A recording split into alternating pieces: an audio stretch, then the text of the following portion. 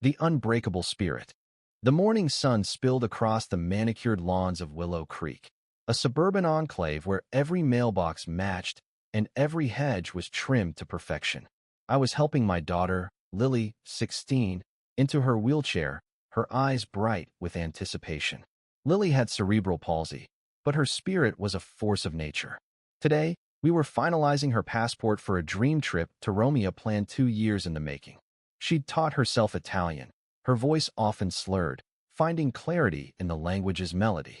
As I tucked her passport into a folder, I noticed our neighbor, Susan Harper, the HOA president, glaring from my driveway. Susan, with her pristine blazer and perpetual frown, was about to turn our day upside down. What she didn't know was that I, a Federal Aviation Administration inspector, had the power to ground planes and unravel her world. Lily's love for Italy started at 12, sparked by library books and online videos. Despite her physical challenges, she dreamed of seeing the Colosseum, her face glowing when she practiced Italian phrases. "Dad, will Rome be as magical as they say?" she asked, her words soft but eager. "More than you can imagine, sweetheart," I replied, securing her folder. Susan's voice cut through our moment like a blade. "Mr. Thompson, we need to talk." Her tone promised trouble. As HOA president, Susan had tormented us for years, complaining about Lily's ramp and grab bars, calling them eyesores. I braced myself. "What now, Susan?" I asked, keeping my voice steady for Lily's sake. She gestured at Lily's wheelchair. "Your daughter's equipment is cluttering the common areas. Yesterday, her chair blocked the sidewalk for 10 minutes while you fetched mail. It's against HOA rules." My jaw tightened. "Susan," Lily was in her chair, waiting for me. She wasn't blocking anything. Susan scoffed. "I'm documenting every violation. I'm calling an emergency HOA meeting." Lily's eyes welled up. She understood more than Susan realized. "Please, Susan," I said, my hand on Lily's shoulder. "We're just living our lives." Susan's voice rose. "Your situation is dragging down property values. The Millers can't sell their house because of you." The word situation hit like a punch. Lily wasn't a situation, she was my daughter, with dreams as valid as anyone's. Before I could respond, Susan snatched the folder from my hands. "What's this?" she sneered, opening it. "A passport? You're taking her traveling? Do you know what a burden disabled travelers are?" I reached for the folder, but Susan stepped back. "As HOA president, I protect this community's reputation."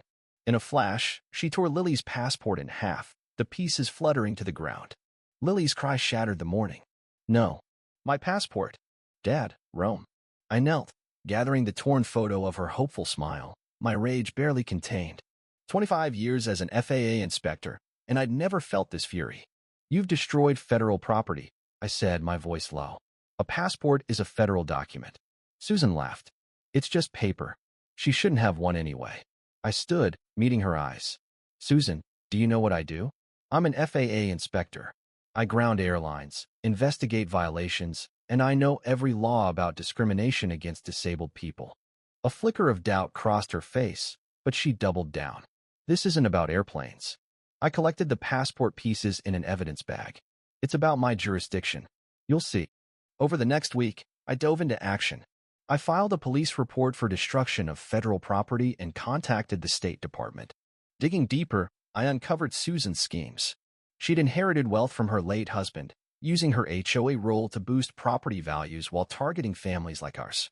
Emails showed her steering buyers away from problem neighbor families with disabilities. This wasn't just cruelty, it was a federal crime under the Fair Housing Act. Lily struggled. The torn passport broke her spirit. She stopped practicing Italian, barely ate, and stared out her window.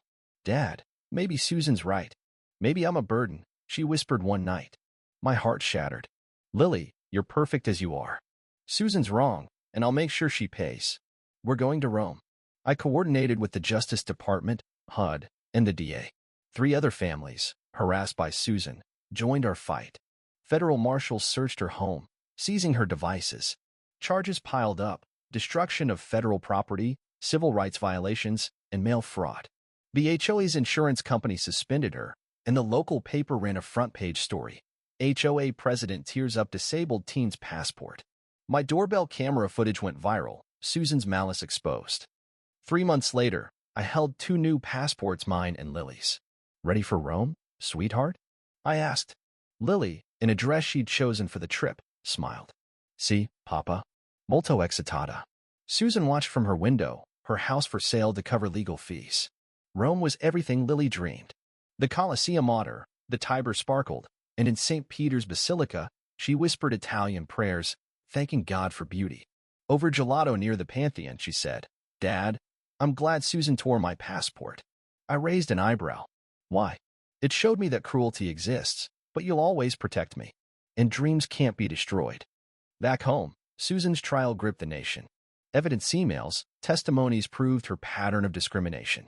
The judge, whose son used a wheelchair, sentenced her to 2 years in prison, 3 years probation, and $600,000 in damages, including $100,000 for Lily's college fund. The case set a precedent for disability rights.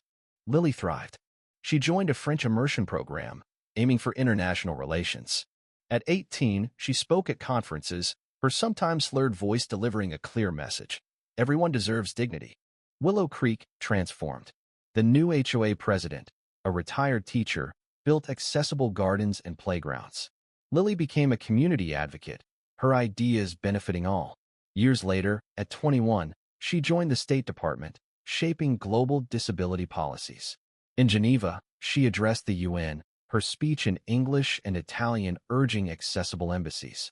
Accessibility isn't charity, it's democracy, she said, earning global praise. Susan, released from prison, moved to Idaho, volunteering at a disability center.